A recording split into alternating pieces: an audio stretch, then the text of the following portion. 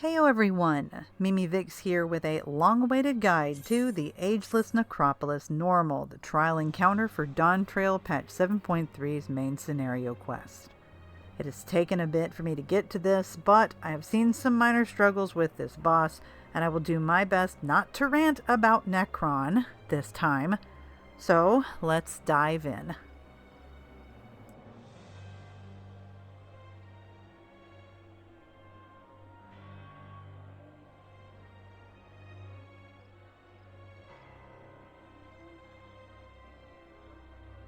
Necron will open the fight with Fear of Death, dealing raid-wide damage to the party and summoning several black puddles on the arena floor. Each puddle will spawn a cluster of void arms that will launch a line attack in the direction that they are facing, so try to locate the safe zone or follow someone that you can trust. Cold Grip will come next, covering all but the center column of the platform in an AoE. He will also be channeling energy into one of his arms, so move to the side away from the glowing arm, then move out of the center after the AoEs go off to avoid the cleave. He will do this again. This time the charged arm will be the opposite of the one that was used in the previous attack, so move accordingly. Necron will then use Memento Mori, placing a line AoE down the center of the arena that will linger as a void puddle, which will then spawn void limbs. Watch where they're facing as they will launch line AoEs like the ones prior. He will follow up with Blue Shockwave, a very large conal tank buster that needs to be shifted toward one of the front corners of the arena to allow the rest of the group to move the opposite side safely. This thing is a jump scare, so try not to panic. Necron will then use Soul Reaping, which will display an AoE pattern, in or out, that can be stored and used later. Necron will then use Aether Blight, which will actually use that stored AoE, so be prepared to move in or out accordingly. Another Soul Reaping, this time the opposite pattern from what he used the first time, but this time he will be storing it for later. Necron will cast another Memento Mori, which you will resolve the same as you did before.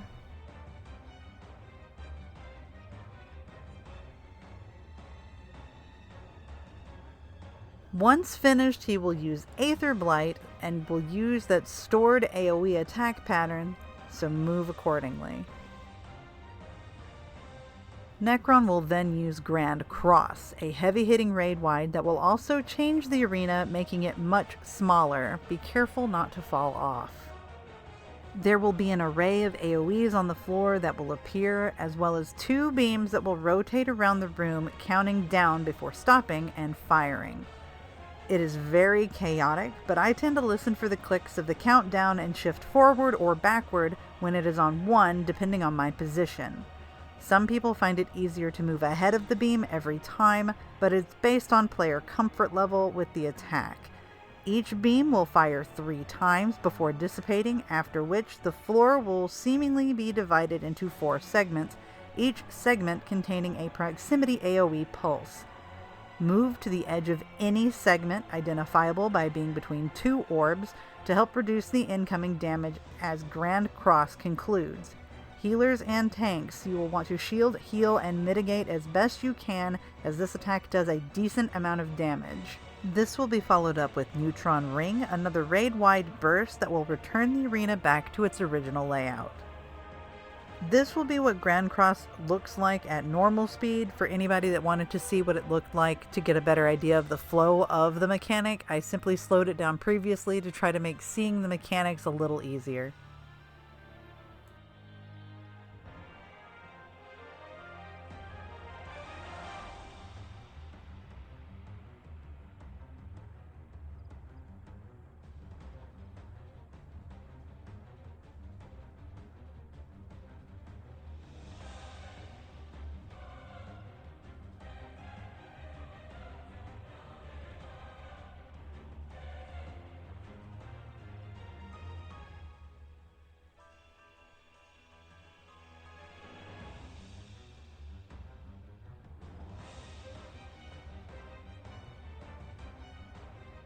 After a moment, Necron will enter his DPS check.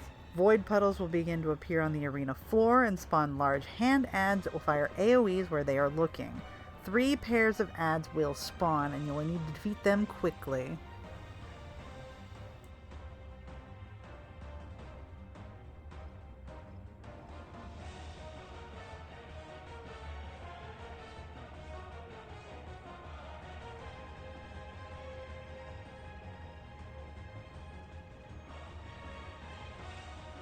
Once either all hands are defeated or the bar fills to 100%, Necron will use Darkness of Eternity, flooding the arena in black void and dealing raid-wide damage. If the DPS check is met, all players will be transported to their own void platform where they must defeat 3 void arms quickly while afflicted with 40 seconds of doom. Use the transport pads to return to the realm of the living and continue the fight with Necron.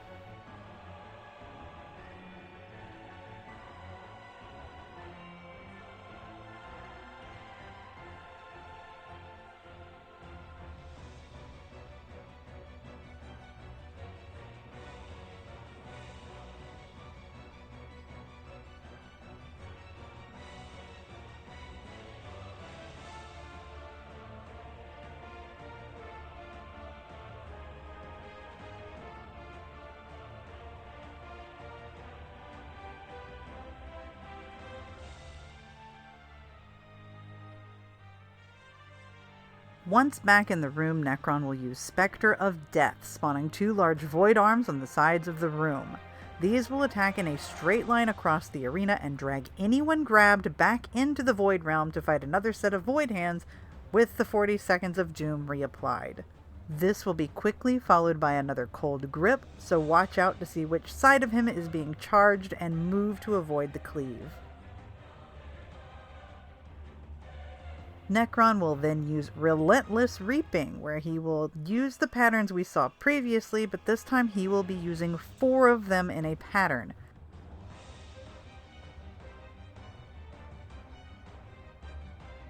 This is followed up by Crop Rotation, where the boss will shuffle the order that the AoEs will be used in. Seasons of Blight will then be cast, which will launch the AoEs that were stored. He will light up the crystals in the order he will use them, but it seems it is always clockwise from the bottom crystal node. For this instance, we've got odds were out and evens were in, so we will move accordingly. After this, Necron will use Mass Macabre, which will spawn 4 seals on the floor. 4 players need to stand in them in order to seal them, so try your best to split the party up in order to do this, but more often than not it's like herding cats. While this is happening, the boss will cast another Fear of Death, so healers be ready with those heals. This will create more void arms to appear, so be ready to move into safe zones before they launch their line attacks. Another Cold Grip to deal with, and the boss will begin repeating some of his mechanics. Another Soul Reaping stock into Memento Mori. This will be quickly followed with another Spectre of Death, so do try not to get overwhelmed or get your camera clipped into the boss so you don't get disoriented.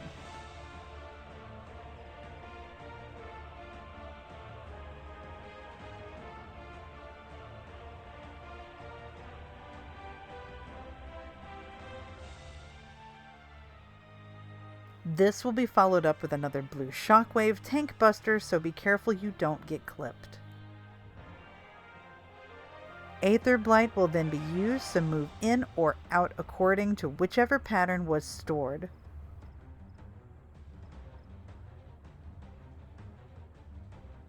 This will bring you into another grand cross-casting, which will shift the arena and repeat like before.